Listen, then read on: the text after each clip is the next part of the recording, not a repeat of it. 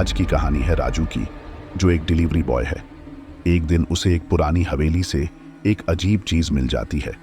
उसे लगता है कि ये उसकी किस्मत बदलने वाली है, पर यह ताबीज नहीं बल्कि एक खतरनाक जाल होता है। ये जानने के लिए पूरी कहानी देखें। हेलो दोस्तों, मैं आपका दोस्त नवीन और आप सुन रहे हैं हॉरर कहानी मेरी जुबानी। दोस्तों, अब एक नया श्रृंखला रोजाना के लिए शुरू किया है। श्रृंखला ये है कि कहानी को सुनने के बाद आपको कहानी अच्छी लगे तो आप कमेंट करके ये बताना कि आप किस जगह से कहानी सुन रहे हो और आपका नाम क्या है। इसके बाद अगली वीडियो में मैं आपका नाम जरूर लूंगा। कमेंट करना ना भूले और यूट्यूब चैनल को भी सब्सक्राइब करें। ये छोटा सा सहयोग मेरे लिए बहुत महत्वपूर्ण है। चलिए शुरू करते हैं आज की हमारी कहानी। दिल्ली की गर्मी चरम पर थी। सूरज आग बरसा रहा था और हवा में उमस सी तन गई थी। ऐसे ही मौसम में राजू, जो कि एक फूड डिलीवरी कंपनी के लिए काम करता था, अपनी स्कूटी को पुरानी दिल्ली की संकरी गलियों में घुमा रहा था। ये गलियां ऐसी थीं मानो समय में खोई हों। ऊपर से निकलती बिजली के तारों का जाल और जर्जर हवेलियन राजू को एक अलग ही दुनिया में ले जा रही थी। आज का ऑर्डर एक ऐसी हवेली से था जिसके बारे में कभी नहीं सुना था। बेगम के महल। नेविगेशन ऐप भी कोई रास्ता नहीं दिखा रहा था। राजू ने सोचा, शायद कोई नई जगह खुल गई है। वह एक अंधेरी गली में मुड़ा जहां सूरज की रोशनी भी नहीं पहुंच पाती थी। मकानों की दीवारों पर अजीब निशान बने हुए थे और हवा में एक सियार की तरह गीली मिट्टी की गंध फैली हुई थी। कुछ दूर चलने के बाद एक विशाल हवेली नजर आई। जंग खाए लोहे का गेट जमीन पर पड़ा हुआ था और हवेली की खिड़कियों से टूटी हुई जालियां लटक रही थीं। राजू को लगा शायद ऑर्डर गलत पता पर दे दिया गया है। तभी अंदर से एक बूढ़ी औरत की आवाज आई, खाना आ गया। आवाज इतनी भयानक थी कि राजू का दिल दहल गया। उसने हिम्मत जुटाकर कहा, जी हाँ, बेगम के महल के लिए ऑर्डर। अंदर से जवाब आया, हाँ, ऊपर ले आओ। राजू को यह मंजूर नहीं था, लेकिन ऑर्डर कैंसिल करने का मतलब रात का खाना भी डालना था। डरते हुए उसने स्कूटी को हवेली के चैम्बर के पास खड़ी की और सीढ़ियां चढ़ना शुरू किया। हवेली के अंदर का माहौल और भी ज्यादा डरावना था। दीवारों पर टंगी तस्वीरों में चेहरे मिट चुके थे और हवा में धूल का गुब्बार उड़ रहा था। राजू ऊपर पहुंचा तो कमरे में एक बूढ़ी औरत बैठी थी। उसकी आंखें लाल थीं और नाखून इतने लंबे थे कि जमीन छू रहे थे। औरत ने एक खौफनाक मुस्कान दी और कहा, रख दो खाना। डर के मारे राजू कुछ बोल न सका। उसने जल्दी से खाना टेबल पर रख दिया और भागने के लिए मुड़ा। तभी औरत बोली, रुको, तुम मेरा रास्ता निकाल सकते हो। यह सुनकर राजू ठिठक गया। वह समझ नहीं पा रहा था ये औरत कौन है और उसका क्या मतलब है। राजू घबराते हुए औरत के सामने खड़ा रहा। औरत ने कहा, मैं बेगम नहीं हूं, मैं बहुत पुरानी हूं, इससे भी ज्यादा, और ये हवेली मेरा जेल है। राजू को उसकी बातों पर यकीन नहीं हुआ। आप ये क्या कह रही हैं? जेल कैसा? औरत ने बताया कि वह एक डायन है और इस हवेली में सदियों से कैद है। उसने राजू से मदद मांगी। बताया कि एक खास जड़ी बूटी उसे इस जेल से आज़ाद करा सकती है, लेकिन वो जड़ी सिर्फ रात में खिलती है और उसे लाना बहुत खतरनाक है। राजू डायन की बातों से सहमा हुआ था। उसे डर था, लेकिन साथ ही जिज्ञासा भी थी। उसने पूछा, मैं वो जड़ी कैसे ला सकता हूं? डायन ने मुस्कुराते हुए कहा, तुम लाओगे तो तुम्हें इनाम मिलेगा, ऐसा इनाम जो तुम्हारी जिंदगी बदल देगा। राजू को पैसों की तंगी थी। फूड डिलीवरी से होने वाली कमाई मुश्किल से ही उसका गुजारा चलाती थी। डायन के शब्दों में उसे एक उम्मीद नजर आई। उसने हिम्मत जुटाकर पूछा, क्या इनाम? डायन ने बताया कि जड़ी बूटी के बदले वह उसे एक ताबीज देगी। वो ताबीज उसे अमीरी दिला सकता है, उसे वो सब कुछ दे सकता है जिसकी वो कभी ख्वाहिश रखता था। लालच में राजू ने डायन के साथ सौदा कर लिया। उसने जड़ी लाने का वादा किया। डायन ने उसे जड़ी के बारे में विस्तार से बताया। वह एक सुनहरे फूल जैसी दिखती थी और सिर्फ एक खास कब्रिस्तान में सिर्फ पूर्णिमा की रात को खिलती थी। वहां जाने का रास्ता भी उसने बताया। रात होते ही डायन ने राजू को एक काला घोड़ा दिया जो उसे कब्रिस्तान तक ले जाएगा। घोड़े पर सवार होकर राजू रात के अंधेरे में निकल पड़ा। हवा में एक खौफनाक सन्नाटा था। सिर्फ घोड़े के टापों की आवाज गूंज रही थी। रास्ते में उसे कई डरावनी चीजें दिखाई दी।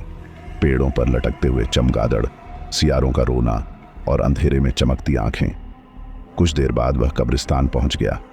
चारों तरफ कब्रें ही कब्रें थीं। हवा में एक सड़ांध सी गंध फैली हुई थी। घबराते हुए राजू घोड़े से उतरा और जड़ी की तलाश शुरू कर दी। घंटों ढूंढने के बाद आखिरकार उसे एक सुनहरा फूल दिखाई दिया। वह फूल को तोड़ने ही वाला था कि अचानक जमीन हिलने लगी, कब्रें खुलने लगी और उनमें से लाशें बाहर निकलने लगी। लाशें भयानक थीं, उनके शरीर सड़ चुके थे और उनकी आंखों में भूख की चमक थी। राजू बुरी तरह सहम गया। उसने अपनी जान बचाने के लिए भागना शुरू कर दिया। लाशें उसके पीछे दौड़ने लगीं। वह घोड़े के पास पहुंचा और तेजी से सवार हो गया। घोड़े ने उसे वहां से दूर भगाया। पूरी रात दौड़ने के बाद राजू वापस हवेली पहुंचा। वह डरा हुआ था, हाँफ रहा था और बुरी तरह घायल था। डायन उसे हवेली के अंदर ले गई और उसके घावों को साफ किया। सुबह होने पर राजू ने डायन को बताया कि वह जड़ी नहीं ला सका। उसने लाशों का वाकया सुनाया। डायन उसकी बात सुनकर चिंतित हो गई। उसने कहा, मुझे लगा था तुम कामयाब हो जाओगे। राजू निराश था। उसने सोचा था कि वह अमीर हो जाएगा, लेकिन अब उसे खाली हाथ वापस जाना पड़ रहा था। तभी डायन ने एक नया सौदा पेश किया। डायन ने राजू की निराशा को भांपते हुए कहा, चिंता मत करो, शायद जड़ी लाना तुम्हारे लिए किस्मत में नहीं था, लेकिन तुम मेरी मदद कर सकते हो एक और तरीके से। राजू चौकन्ना हो गया। कैसे? डायन ने किया कि उसे इस हवेली से बाहर निकलने के लिए एक खास मंत्र की जरूरत है। वो मंत्र एक पुरानी किताब में लिखा है जो इसी हवेली के किसी कोने में छिपी हुई है। राजू को लगा यह काम जड़ी लाने से तो आसान होगा। उसने पूछा, मैं वो किताब कहाँ ढूंढूं?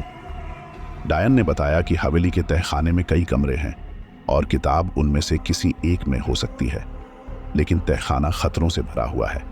वहां भूत प्रेत रहते हैं और अंधेरे में कई खतरनाक जाल बिछे हुए हैं। राजू डर रहा था, लेकिन डायन के ताबीज का लालच उसे रोक नहीं पाया। उसने हिम्मत जुटाकर कहा, मैं कोशिश करूंगा। डायन ने उसे एक पुराना दिया और एक खंजर दिया। दिया अंधेरे में रास्ता दिखाएगा और खंजर तहखाने के जालों को काटने के काम आएगा। इसके बाद डायन ने तहखाने का रास्ता दिखाया, जो हवेली के पीछे एक टूटे हुए दरवाजे से होकर जाता था।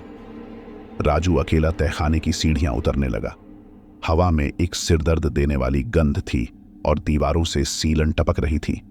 दिया की रोशनी कमजोर थी और चारों तरफ अंधेरे के साए मंडरा रहे थे। हर आहट पर राजू का दिल दहल जाता था। वह घंटों तहखाने में भटकता रहा, कई कमरों में गया, पर किताब कहीं नहीं मिली। रास्ते में उसे कई अजीब चीजें दिखाई दी। दीवारों पर खरोंच के निशान, हंसने की गूंज और अंधेरे में चमकती आंखें। डर के मारे उसका पसीना छूट रहा था।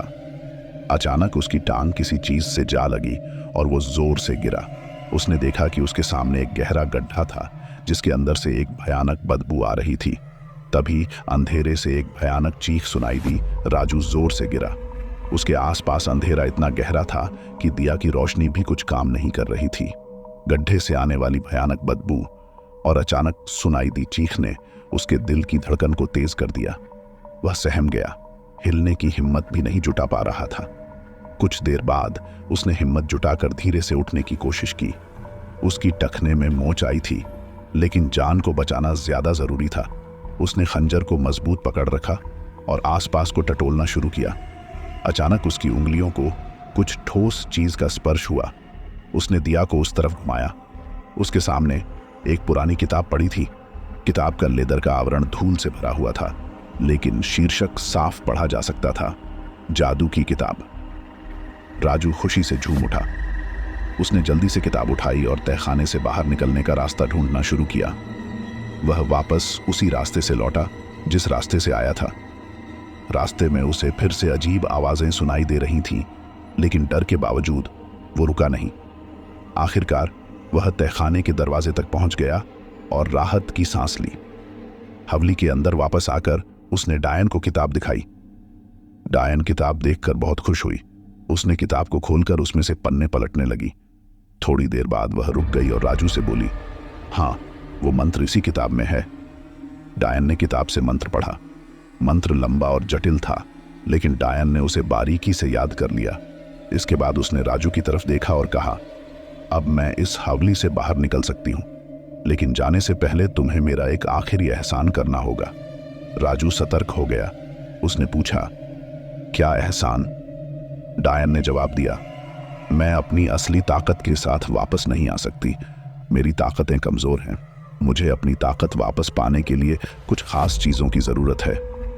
राजू डायन की बात सुनकर घबरा गया। उसे समझ नहीं आ रहा था कि आखिर डायन उससे और क्या चाहती है। उसने हिचकिताते हुए पूछा, आपको किन चीजों की जरूरत है? डायन ने धीमी आवाज में कहा, मुझे 3 चीजों की जरूरत है। पहली चीज है एक मासूम बच्चे के बाल। राजू चौंक गया। उसने सख्त लहजे में कहा, यह तो मैं नहीं कर सकता। मैं किसी बच्चे को कोई नुकसान नहीं पहुंचाऊंगा। डायन ने मुस्कुराते हुए कहा, चिंता मत करो, मुझे किसी को चोट नहीं पहुंचानी, बस बाल चाहिए, वो भी कटे हुए बाल काम चल जाएंगे। राजू को डायन की बातों पर यकीन नहीं हुआ, लेकिन उसके पास कोई चारा नहीं था। ताबीज के लालच में वह पहले ही उसके जाल में फंस चुका था। उसने सोचा शायद कोई रास्ता निकल आए। उसने पूछा, दूसरी चीज क्या है? डायन ने जवाब दिया, दूसरी चीज है एक सफेद कबूतर का खून। यह सुनकर राजू को और भी ज्यादा घृणा हुई। जानवरों को मारने का ख्याल भी उसे सहन नहीं हो रहा था। उसने इनकार करते हुए कहा, मैं किसी बेगुनाह जानवर को नहीं मार सकता। डायन ने आंखें सिकोड़कर कहा, अगर तुम मेरी मदद नहीं करोगे तो ताबीज भी काम नहीं करेगा। तुम हमेशा गरीबी में ही फंसे रहोगे। राजू असमंजस में पड़ गया। एक तरफ उसे डायन की मांगें गलत लग रही थीं, दूसरी तरफ ताबीज के लालच को वह नजरअंदाज नहीं कर पा रहा था। थोड़ी देर सोचने के बाद उसने पूछा, तीसरी चीज क्या है? डायन ने जवाब दिया, तीसरी चीज है किसी मंदिर की सबसे ऊंची शिखर से एक टूटा हुआ कलश का टुकड़ा। यह सुनकर राजू को थोड़ी राहत मिली। कम से कम किसी को चोट तो नहीं पहुंचेगी। उसने कहा, ठीक है, मैं ये चीजें लाने की कोशिश करूंगा, लेकिन इसमें मुझे थोड़ा वक्त लगेगा। डायन ने सहमति जताई। उसने कहा, जल्दी करो, मेरी ताकतें जितनी जल्दी लौटेंगी उतना ही अच्छा है, तुम्हारे लिए भी। राजू हवेली से बाहर निकला। उसका मन परेशान था। उसने डायन की मदद करने का वादा तो कर लिया था, लेकिन उसे यह भी लग रहा था कि वह किसी बड़े खतरे में फंस गया है। हवेली से बाहर निकलते ही राजू को अपनी मूर्खता का एहसास हुआ। वह एक डायन की मदद करने के चक्कर में कितनी गहराई में फंस गया था, उसे अब जाकर समझ आ रहा था। एक तरफ उसे ताबीज का लालच था, दूसरी तरफ डायन की मांगें उसे पूरी तरह गलत लग रही थीं। घर जाते समय उसका दिमाग उधेड़बुन में था। मासूम बच्चे के बाल और सफेद कबूतर का खून कैसे लाए, ये सोचकर ही उसे घृणा हो रही थी। लेकिन मंदिर से कलश का टुकड़ा तो शायद मिल जाए, ये सोचकर उसे थोड़ी राहत मिली। अगले कुछ दिन राजू इसी दुविधा में जकड़ा रहा। वह डिलीवरी का काम तो कर रहा था, लेकिन उसका ध्यान हर वक्त डायन की मांगों पर ही था। एक दिन उसने देखा कि उसके पड़ोस में रहने वाली एक बुजुर्ग महिला अपने पोते के बाल कटवा रही थी। राजू को एक विचार आया। वह उस महिला के पास गया और हिम्मत करके पूछा, आप ये कटे हुए बाल फेंक देंगी क्या? शायद किसी अच्छे काम में आ जाएं। बुजुर्ग महिला हैरान हुई, लेकिन फिर उसने राजू को बाल दे दिए। राजू को थोड़ी खुशी हुई कि कम से कम एक चीज तो मिल गई। अब उसकी मुश्किल थी सफेद कबूतर का खून। वह कई पार्कों में गया, सफेद कबूतरों को ढूंढता रहा, लेकिन किसी को मारने का साहस उसमें नहीं हुआ। एक दिन पार्क में बैठे हुए उसे एक विचार आया। वह एक पालतू जानवरों की दुकान पर गया और दुकानदार से बात की। उसने बताया कि उसे किसी पूजा के लिए सफेद कबूतर चाहिए। दुकानदार ने उसे एक सफेद कबूतर बेच दिया। राजू दुकान से निकला तो बहुत दुखी था। उसने सोचा शायद डायन की मदद करना इतना आसान नहीं था जितना उसने सोचा था। घर जाकर उसने कबूतर को पिंजरे में बंद कर दिया। रात भर सो नहीं सका, इस दुविधा में कि वो कबूतर को कैसे मारेगा। सुबह होने पर उसने देखा कि कबूतर पिंजरे में मरा हुआ पड़ा है। शायद रात को ठंड लग गई थी। राजू को थोड़ी राहत मिली। उसने मृत कबूतर से एक पंख निकाला और उसे डायन के लिए रख लिया। अब सिर्फ मंदिर से कलश का टुकड़ा लाना बाकी था। इसके लिए वह पुराने शहर के एक प्रसिद्ध मंदिर गया। वहां घंटों घूमता रहा। ये सोचता रहा कि कलश का टुकड़ा कहां से लाए। तभी उसे एक बुजुर्ग साधु दिखाई दिया। साधु राजू को परेशान देखकर उसके पास आया और पूछा, बेटा क्या कोई परेशानी है? राजू ने हिम्मत करके उसे सारी बात बता दी, डायन, उसकी मांगे और उसकी अपनी असमंजस। साधु ध्यान से उसकी बात सुनता रहा, फिर बोला, बेटे तुम बहुत बड़े खतरे में फंस गए हो। साधु की बात सुनकर राजू ठिठक गया। खतरा? कैसा खतरा? साधु ने गंभीर स्वर में कहा, वह डायन कोई साधारण डायन नहीं है। वो एक शक्तिशाली चुड़ैल है जो सैकड़ों सालों से कैद है। उसकी मांगें तुम्हें बर्बादी की तरफ ले जा सकती हैं।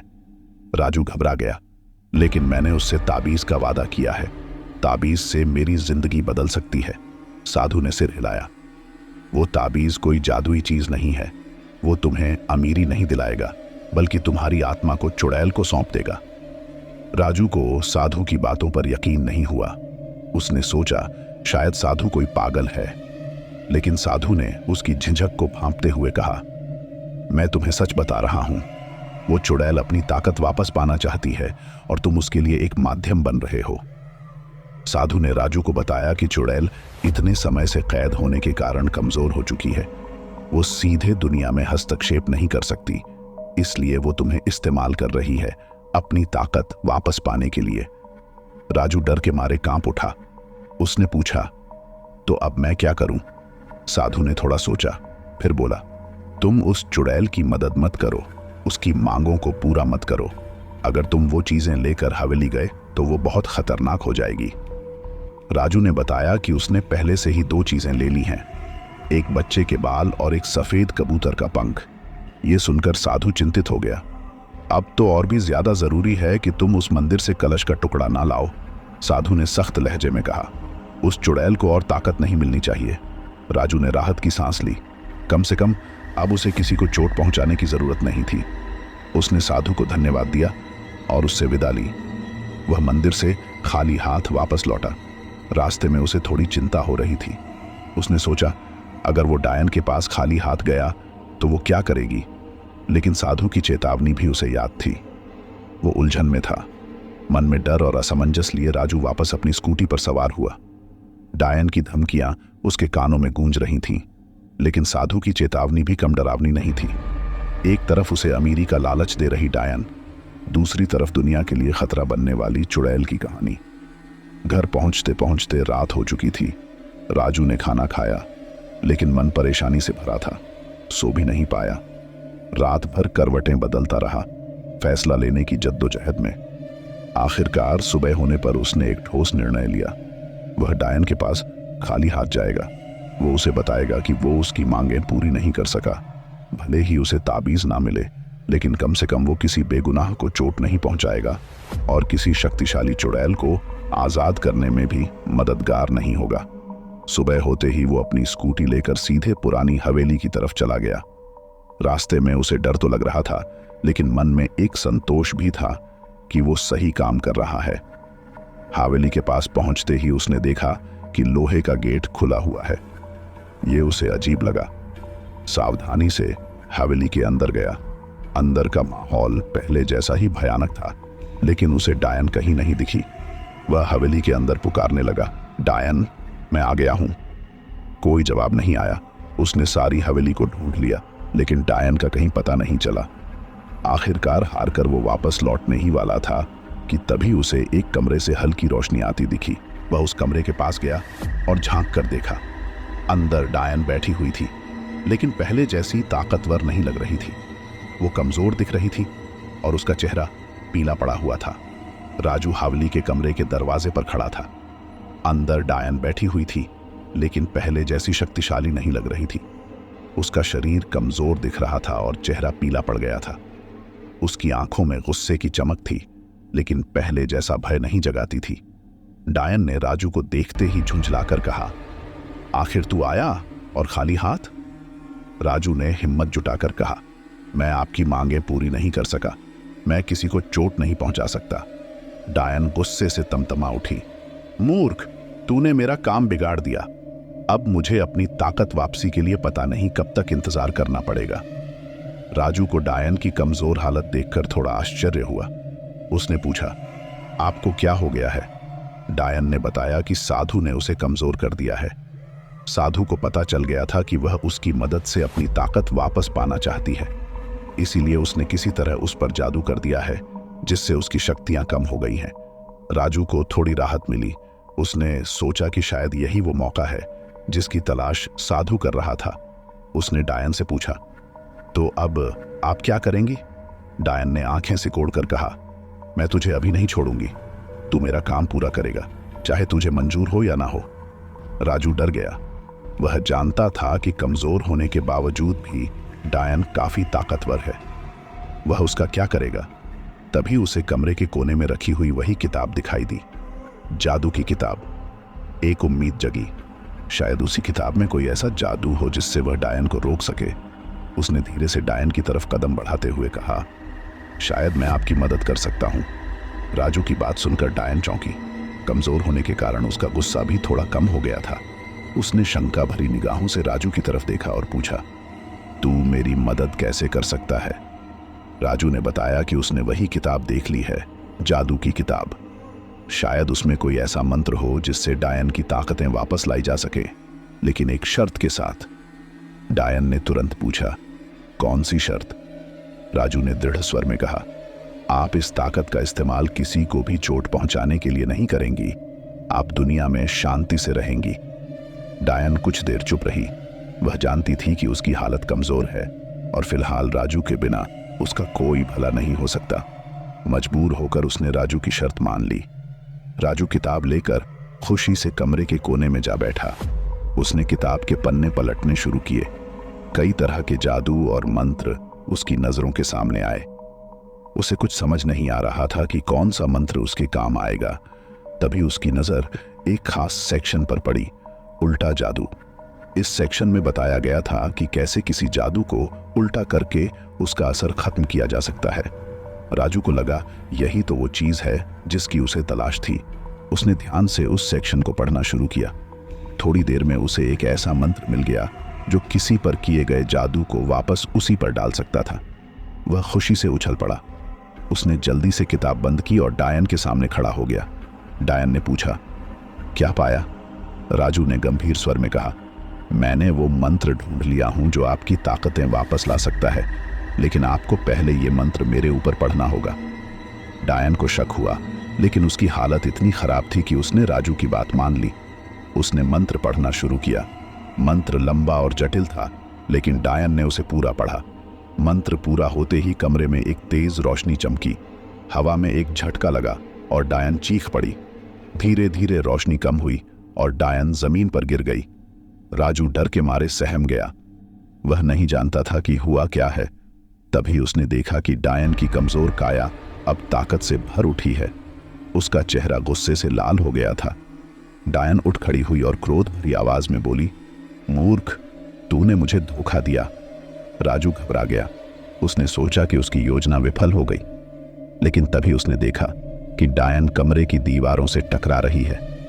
वह कमरे से बाहर नहीं निकल पा रही थी। राजू हैरान होकर डायन को देखता रहा। वो कमरे की दीवारों से बार बार टकरा रही थी, मानो कोई अदृश्य शक्ति उसे रोक रही हो। धीरे धीरे उसे समझ आने लगा। उल्टा जादू के असर से शायद डायन की ताकतें वापस तो आ गई थीं, लेकिन वो ताकतें अब उसी हैवली को कैद करने के लिए इस्तेमाल हो रही थीं। डायन गुस्से से चीख रही थी। उसने राजू को धमकाना शुरू किया, तूने ये क्या किया? तूने मुझे फिर से कैद कर दिया। राजू डर तो रहा था, लेकिन साथ ही उसे खुशी भी हो रही थी। कम से कम अब डायन किसी को चोट नहीं पहुंचा पाएगी। उसने डायन को जवाब दिया, आपने भी तो किसी को चोट पहुंचाने की ही सोच रही थी। अब आप भी उसी जेल में रहेंगी जहां सालों से कैद थी। डायन ने राजू पर जादू करने की कोशिश की, लेकिन कोई फायदा नहीं हुआ। उल्टा जादू का असर उसे हवेली से बाहर निकलने नहीं दे रहा था। थोड़ी देर में डायन थक कर चुप हो गई। कमरे में एक भयानक सन्नाटा छा गया। राजू को पता नहीं था कि अब क्या करना चाहिए। क्या वो यहीं हवेली में कैद होकर डायन को देखता रहेगा? तभी उसे साधु की बातें याद आईं। उसने सोचा शायद साधु ही उसकी मदद कर सकता है। वो हवेली से निकलने का रास्ता बता सकता है। बिना समय गंवाए राजू हवेली से बाहर निकला। वो जानता था कि वापस लौटना खतरनाक हो सकता है, लेकिन साधु को ढूंढने के अलावा उसके पास कोई चारा नहीं था।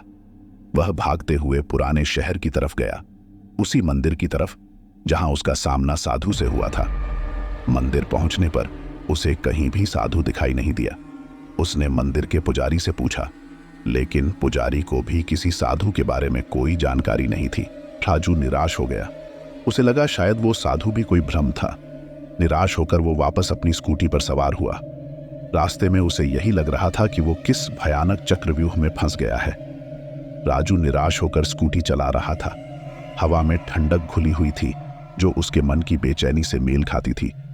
डायन को वापस कैद करना तो ठीक हुआ, लेकिन अब उसका खुद का क्या होगा? क्या वह हमेशा के लिए इस खौफनाक हवेली के साए में जिएगा? घर पहुंचने पर भी उसे रात भर नींद नहीं आई। सुबह होते ही उसने फैसला किया कि वह हार नहीं मानेगा। साधु को ढूंढने की कोशिश जारी रखेगा। शायद कोई और रास्ता भी निकल आए। कुछ दिनों तक राजू लगातार पुराने शहर के चक्कर लगाता रहा। उसने हर संभव जगह, मंदिरों, आश्रमों, यहां तक कि सड़क के किनारे बैठे संतों से भी पूछताछ की, मगर साधु का कोई पता नहीं चला। धीरे धीरे राजू की जिंदगी पटरी पर लौटने लगी। वह पहले की तरह फूड डिलीवरी का काम करने लगा, लेकिन हर रात सोने से पहले और हर सुबह उठते ही उसकी नजर अनजाने में हवेली की तरफ चली जाती थी। एक रात अचानक उसे एक ख्याल आया। उल्टा जादू के असर से डायन बाहर नहीं निकल पा रही थी, लेकिन क्या वह किसी चीज को अंदर भेज सकती है? इस विचार से उसे एक नई उम्मीद जगी। शायद वह किसी संदेश के जरिए साधु से संपर्क कर सके। यह जोखिम भरा जरूर था, लेकिन उसके पास अब और कोई रास्ता नहीं था। अगले दिन राजू एक कागज का टुकड़ा लेकर हवेली के पास गया। उस पर उसने साधु को संबोधित करते हुए अपनी सारी कहानी लिख डाली। डायन से मुलाकात, जादू की किताब, उल्टा जादू और अब उसकी दुविधा। उसने कागज को एक पत्थर से बांधा और हवेली के टूटे हुए दरवाजे से अंदर फेंक दिया। पूरे समय उसे डर लग रहा था कि कहीं डायन उसे देख ना ले। कागज फेंकने के बाद राजू तेजी से वहां से भाग गया।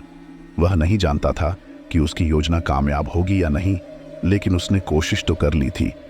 अब वह सिर्फ इंतजार कर सकता था। कुछ दिन बीत गए। राजू को कोई जवाब नहीं मिला। उसकी उम्मीदें धीरे धीरे कम होती जा रही थीं। एक दिन वह स्कूटी पर सवार था, तभी उसे एक परिचित आकृति दिखाई दी। वही साधु पुराने शहर की एक संकरी गली में खड़ा हुआ था। राजू खुशी से स्कूटी रोककर साधु के पास गया। साधु ने उसे देखकर मुस्कुराया और कहा, मैं तुम्हारा संदेश पा गया था। साधु को देखते ही राजू दौड़कर उसके पास गया। राहत और खुशी से उसका चेहरा चमक उठा। आप आखिर आ गए। मुझे लगा आपका संदेश नहीं मिला। साधु ने मुस्कुराते हुए कहा, मिला था बेटा, थोड़ी देर हो गई, लेकिन मैं आया हूं। अब तुम्हें डरने की जरूरत नहीं है। राजू ने राहत की सांस ली। उसने साधु को सब कुछ विस्तार से बताया। डायन की कैद, उल्टा जादू का असर और हावली से बाहर निकलने का कोई रास्ता ना ढूंढ पाना। साधु ध्यान से सुनता रहा, फिर बोला, तूने बहुत अच्छा किया बेटा। तूने डायन को रोकने की हिम्मत दिखाई और उसे वापस कैद कर दिया, लेकिन उल्टा जादू का तोड़ निकालना आसान नहीं है। राजू निराश हो गया। तो क्या मैं हमेशा के लिए इस खौफ के साए में रहूंगा? साधु ने उसे समझाया, नहीं बेटा, एक रास्ता है, लेकिन वो काफी खतरनाक है। राजू ने उत्सुकता से पूछा, कौन सा रास्ता? साधु ने बताया कि हवेली में कैद करने वाला जादू बहुत पुराना है। उसे तोड़ने के लिए एक खास अनुष्ठान करना होगा, जिसके लिए कुछ दुर्लभ वस्तुओं की जरूरत पड़ेगी। साधु ने राजू को उन वस्तुओं की लिस्ट दी। जंगल के बीचों बीच खिलने वाला नीला कमल, 1000 साल पुराना वृक्ष का पत्ता और एक निर्मल झरने का जल। राजू जानता था कि ये चीजें ढूंढना आसान नहीं होगा, लेकिन अपनी आजादी के लिए वह किसी भी मुश्किल का सामना करने को तैयार था। उसने साधु को अपना पूरा सहयोग देने का वादा किया। अगले कुछ हफ्ते राजू और साधु इन दुर्लभ वस्तुओं को ढूंढने में लगे रहे। जंगलों और पहाड़ों का सफर किया, खतरनाक रास्तों को पार किया। रास्ते में कई मुश्किलें आईं, लेकिन उन्होंने हार नहीं मानी। आखिरकार हफ्तों की मेहनत के बाद वे सारी चीजें ढूंढ लाए। साधु ने एक सुनसान रात को हावली के बाहर अनुष्ठान शुरू किया। मंत्रों का जाप होने लगा। हवा में एक खास ऊर्जा का संचार होने लगा। हावली के अंदर से डायन की चीखें सुनाई देने लगीं। वो गुस्से और हताशा से चिल्ला रही थी, लेकिन कुछ नहीं कर पा रही थी। धीरे धीरे अनुष्ठान पूरा हुआ। हवेली की दीवारों में दरारें पड़ने लगीं। आखिरकार एक तेज धमाके के साथ हवेली जमीन में धंस गई।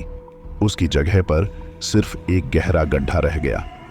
डायन अब पूरी तरह से खत्म हो चुकी थी। उसका जादू टूट चुका था और उसका अस्तित्व मिट गया था।